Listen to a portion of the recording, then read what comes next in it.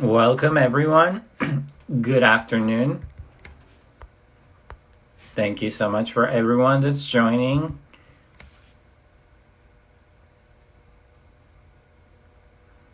Good afternoon.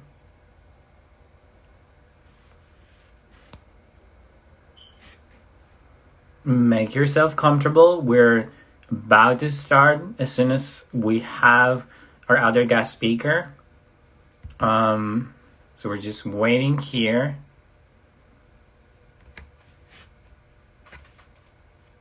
Welcome, welcome.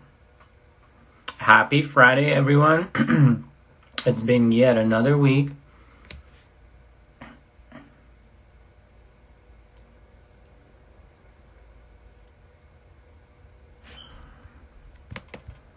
We're about to get started.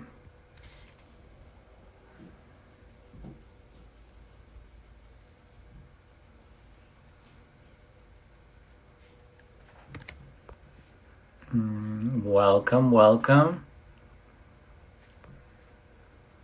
Okay.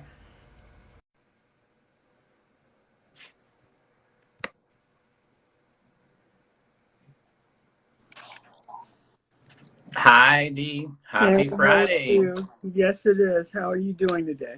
Good. Thank you so much for joining us once again. Yes, no, Um, lovely to talk with you. yes, awesome. So once again, everyone, my name is Kevin. From Whitman-Walker Health. My pronouns are he, him, his, and I work with our community health department. And I'm Dee Magrini, and I'm here from External Affairs. And my pronouns are she, her, and hers. Awesome. Well, thank you so much, everyone, for joining us in part 3 of Trusting Science. Um, we've been talking a lot this past 2 weeks, D. I can't believe it's been 2 weeks already, D. Can you believe that? Yeah, I was thinking today that it's nice to have something that continues like this and to be able to talk about this topic. Um, but it still seems really very fresh and very topical. Uh, and Mm-hmm. folks are interested in vaccines and thinking about vaccines at this point. So, good place to be. Definitely. So I know we've talked on a couple of topics already, and we're so happy to be here with you. And happy Black History Month. You know, um, we're still in Black History Month, and we've discussed so much, and we've talked and looked at the historical context of things, and let's take some time to discuss that and get into it. um we Great. talked so much around medical mistrust, COVID-19 vaccines, but it's important we acknowledge the history and the importance and relevance of Black History Month. Yes. It's interesting to me. I've connected to Black History Month in a different way Mm-hmm. this year. I remember the struggle up to having this time, this acknowledgement, and then almost kind of performance of Black history. So really relegating it to 28 days and talking about fairly surface things for those 28 days, and then almost having the door shut at the end of February in terms of ongoing interest for folks. And this year I found that, yes, it's nice to have what feels like an uptick in conversation and offerings that I can see, movies, whatnot. But I'm really trying to encourage myself and encourage people I am connected to really look at integrating all history of all peoples in this country into American history. It's all part of the story. And I think that we are working in a system right now that shows us the harm of of how we've separated and then hidden history from folks.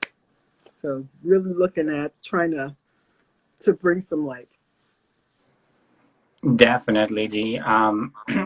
You shared important information with us about, um, everything that we've been touching about, including Henrietta Lacks, the Tuskegee experiments, and all this, unfortunate atrocities that have happened in the past. Yes. But it's important to keep on reminding folks that, we need to trust the science, right? We need to trust the technology, the advancements that we made, the progress, um, and what the transparency around that looks like, right? Yeah. Because we Yeah. know, medical systems, many systems, they're not always going to be,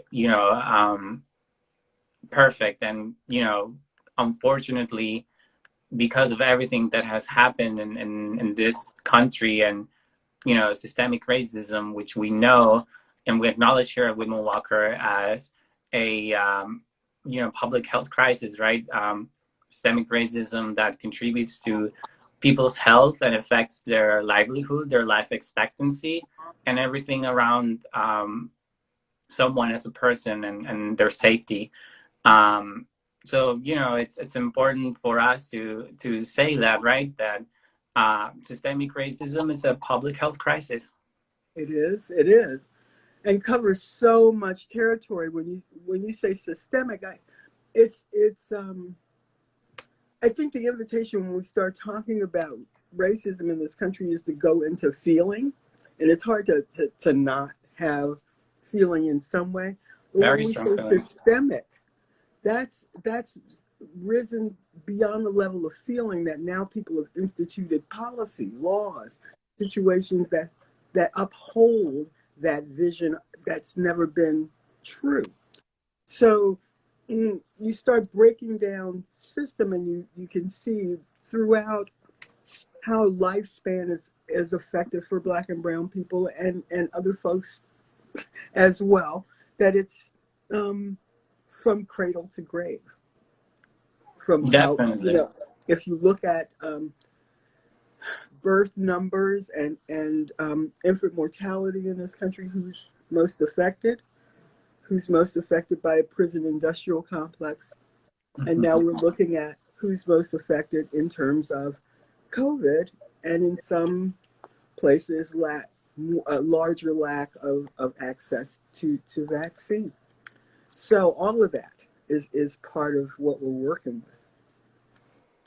Definitely. Just reading on some of the historical facts, and thinking how this should be a distant memory, but it wasn't so long ago, D, that, for example, as I was reading on my notes, that, in 1959, there were colleges and universities rejecting, applicants who were Black, who wanted to be doctors just because of on the color of their skin. So, I think for me, D, when I'm thinking about medical mistrust, and I'm seeing everything that's happening in society and within that historical context, um, I'm thinking like access is so important. Yes. And it wasn't so long ago that all of these things were happening. I was born in the 90s. I consider myself to be fortunate to, have been born during a time where there was so much progress, where so many, you know, figures in our communities, drove that progressive movement, uh, prior to, before some of us were born. And so, just thinking about that, putting all of that into context, and then sometimes it feels like, it's a lot to process. But likewise, that this is not, necessarily a distant memory, unfortunately. It's it's a pleasure to be talking to you regardless, but when we look at the span between our lives, Mhm. that becomes really interesting to me. So my level of access to doctors that looked like me, doctors that would come to my home, believe it or not, um, was almost expected. That doc- doctors of color, Black doctors, were basically segregated to treating their own community. Those that could get through medical school, got in and got through, they were our doctors. So my first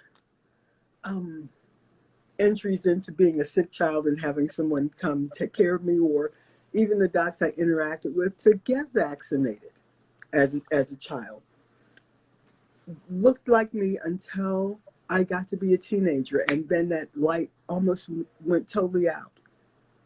That I no longer had access to them. That it became more of a machine that I was interacting with in order to get care, and very few of those docs looked like me. And nobody came to your home anymore. That was the end of that. But it became kind of Yeah. the end of people knowing you, knowing your family, and knowing some stretch of what your situation actually was. So I'm not treating you just in this moment. I'm treating a larger sense of who this person is. So in some ways, I think maybe care was certainly more individualized. Yeah. Definitely. And, we want to remind folks that, um, right now, when it comes to, accessing the vaccine, with everything that we've been talking throughout this series with the mistrust, and even for us as well, we definitely, understand when there's reluctance and hesitation. Mm-hmm. But again, if you are a Whitman-Walker health patient, you can always contact us to talk to your provider. If people have questions about the vaccine or they have medical concerns, a good thing to do is to try and reach out to their medical provider to, discuss those concerns.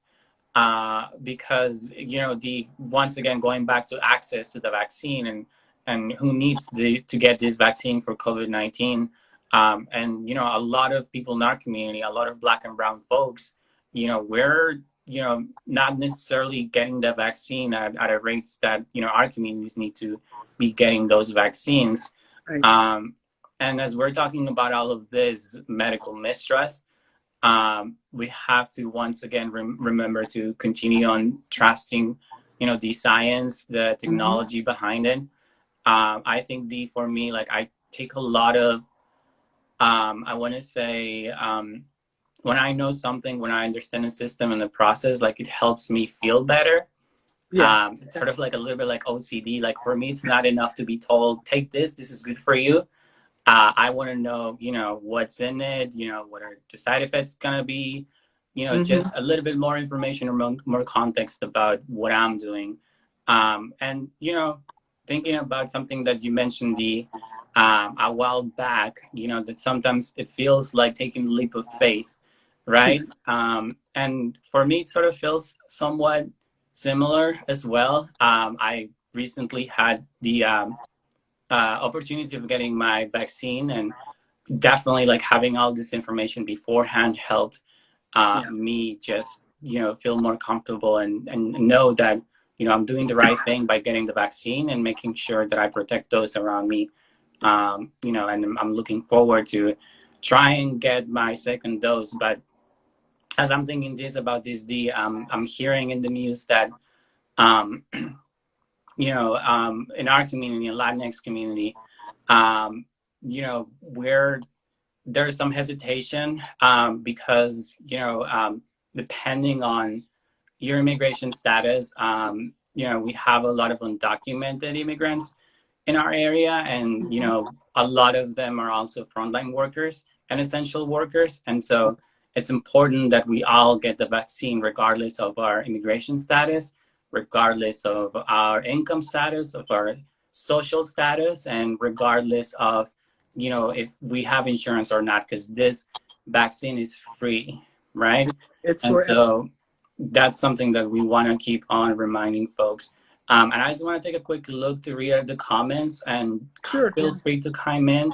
Everyone watching from home, if you have any questions, anything, feel free to drop it in the comments. And I'm just seeing some really nice comments here by No Filter DC. Mm. Just sort of what we touched briefly, about how systemic racism is a public health crisis, right? It contributes to social determinants of public health, Yes. and it lowers the lifespans of Black and brown communities. It So, does.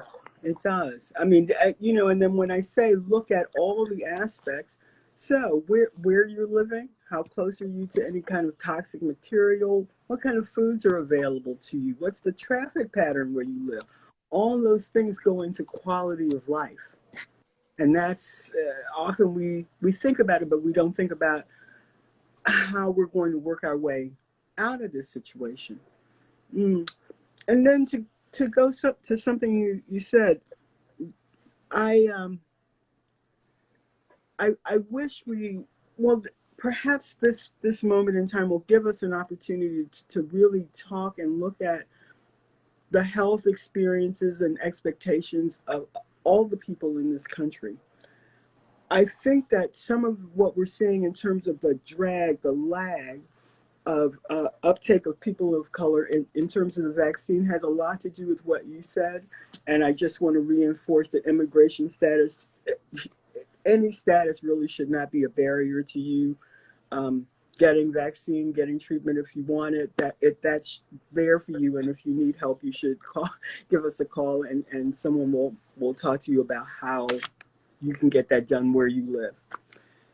But it's a matter of true acknowledgement of what the differences in the situations are. So if we have been openly discussing what our past have been and sort of reintegrated the wrongs and the hurt feelings and settled the mistrust to some level or directly addressed it, we wouldn't be here now trying to have two competing things going. We're asking Message. people to push their mistrust aside while acknowledging that there's real reason for it. We're saying, well, you have to just run past that.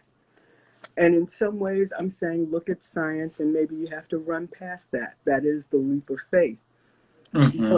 But in order to get this done in a more efficient way, perhaps we can use this opportunity to look at what has been and how we actually move forward here. Not just, oh, we're done now.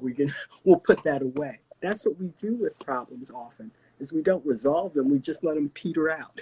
Exactly. I've noticed, we sometimes become desensitized when it comes to certain issues, and, this notion of, oh, it's in the past, forget about it, move on. But that should not be the right approach, right? We don't want to forget what happened in the past. We don't want to continue making the same mistakes we've made before, Yeah. from that people before us, and it's important to not deny what has occurred, and rather to tackle it head on, and also to give science, right, Mm-hmm. and our process the opportunity to respect and honor Black and brown bodies, especially in our field, in our medical field, and definitely in public health. Yes. These conversations are super important. To me, Dee, I feel passionate because it's important that we rely on the information that's out there, on the facts, on the science. Mm-hmm. We all have, and I know that we all have our own personal experiences, and we've all dealt with medical mistrust to a certain extent. And I'm wondering, what your thoughts are around what could be, done at the institutional level to address medical mistrust in our communities, because we've sort of been touching on some historical things that happened, and talking about medical mistrust in our communities. Right. There's a lot of feelings and emotions, but what are your thoughts around what could be done at the institutional level, Dee? Great question. And, I think you and I are in a brilliant place to kind of watch this arc happen. In my estimation, it is about how do we populate all the helping professions with people that look like us. So if I want a therapist, can I find a therapist that looks like me? A medical, all those things that has that connection. But I also need training in schools and in science in general to be absolutely inclusive of me. I mean, think about dermatologists that have never had real deep experience in terms of either one of our skin. So Mm-hmm. some of that gets to be guessing, not so good. So I want good, deep training, not separate, like, okay, we get a day on somebody else. then the cultural competency, the cultural humility aspect of how any of the helping professions offer care has to be deeply felt and deeply taught. We all come from different places, and we need to have an understanding of the situation we live in and the one we aspire to. How do how do we balance those things and see everybody as human? That would Definitely. those would be my starting places, down to language and how we talk about people and the understanding of who folks are and how they arrived at this place. Absolutely, meeting people where they are, right? And seeing them, their humanity, and not just seeing them as numbers or a client or a patient walking through your doors, but as a human being that they are, and respecting them and seeing that, right? And hearing them as well. I'm just going to take a quick pause to look at some of the comments. Okay. Um, Welcome back, everyone, to part three. Some resources in the comments section about some interesting literature and articles as well. And likewise, a very interesting comment here that from a touch of Tulane that states Black and Brown folks are, being targeted for misinformation about the COVID-19 vaccine. Mm-hmm. I once again misinformation, right? I think we could talk a lot about misinformation and what happened in 2020 and previous years before that, but Yeah. there's always going to be misinformation out there, unfortunately, and those who are most vulnerable are going to be targeted, and that would include our communities. And I think we're noticing a pattern, D, right, where once again we're sort of being excluded from this. So it's not perhaps, as we were talking earlier, it's like it's not surprising to a certain extent, but it's important to remember that there is information out there, facts and accurate data, and reaching out, right, to get that information and definitely to be in communication and in touch with your doctor. I personally, I recently had to change my doctor and went through the process and I got a new doctor. And so if you feel that you're not being seen or heard, that's an option, right, to see a Absolutely. different provider and to ask questions and to try and get appointments. And if you, once again, just a reminder, if you're a Whitman-Walker health patient, you can always call us and arrange to get an appointment to speak with your doctor if there's any doubts, any concerns, right? Because medical mistrust, we're mixing in misinformation, kind of gets a little bit hairy, right? Mm-hmm. Absolutely. There's one thing I would suggest to folks, just in terms of their general medical care, if this is not something they do that often or they're still not comfortable or they're not comfortable. Find a trusted friend, someone that can go with you to appointment to help you remember questions and situations that you come with. You're not over there for no reason, but often we get undone by the situation and don't bring our questions and concerns forward in a real way. If you can't bring a friend, and it is your right to have someone with you, um, well, check with the practice. If that's not the practice, then you might want to think about that as well if you can't have your person. But I make notes. I make notes, and I'm very comfortable in the situations, but I don't think all that fast in them. And I want Mm-hmm. to make sure that I get my needs met. So I palm a note. It's like, look, I'm in here for this, this, and this. And that way I know that I've covered the ground. So Definitely. those are some of the things that we can take charge of ourselves. That even our best medical provider, the best one, is they're on a pace and they're seeing people, and I believe the best ones are trying to be with you, but you have to meet them some kind of way. Bring them some informed information about how you're doing and share that. And I think that can be helpful. Definitely. And Dee, just real quick, I wanted to talk to you about, healing Ah, and, healing in our communities. And with everything that we talked about, what does that look like in this space, of healing for our communities? Because there's just so much that has happened and so much that continues to happen, right, you right. know? one of the aspects I think that you and I haven't talked about is healing between communities as well. Mm-hmm. So we're using the phrase now black and brown. I think, and we would be smart to at this point acknowledge that that is not a totally blended community. We have work to do between ourselves. So I say that. Mm-hmm. Then the healing,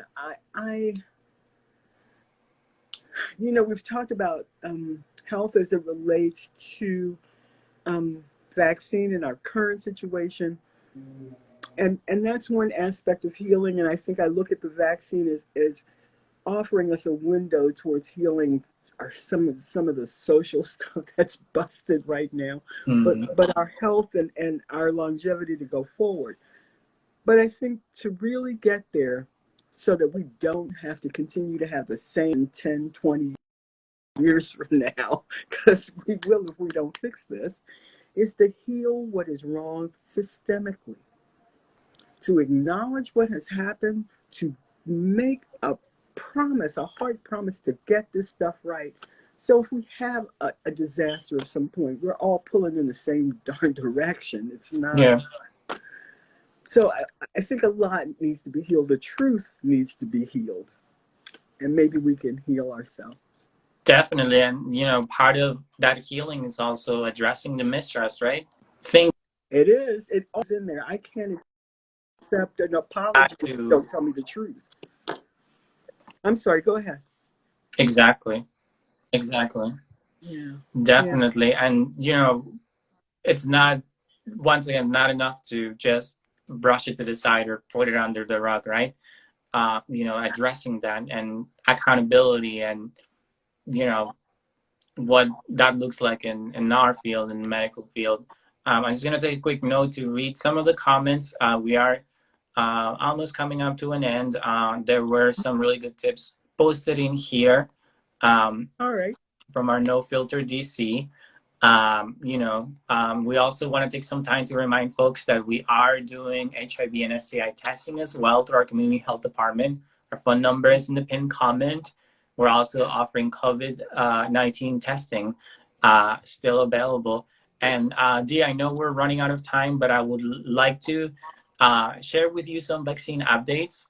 Okay, great. Um, so I know that, we've been talking about efficacy, access, and eligibility. We know that eligibility varies from state to state. For DC, you can always visit the DC website. It's posted in the comment section. Right just now, DC has started to vaccinate folks who have chronic conditions, right?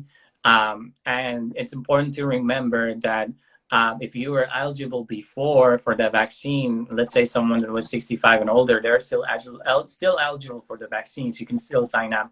So just because more slots open doesn't mean that you still cannot get the vaccine.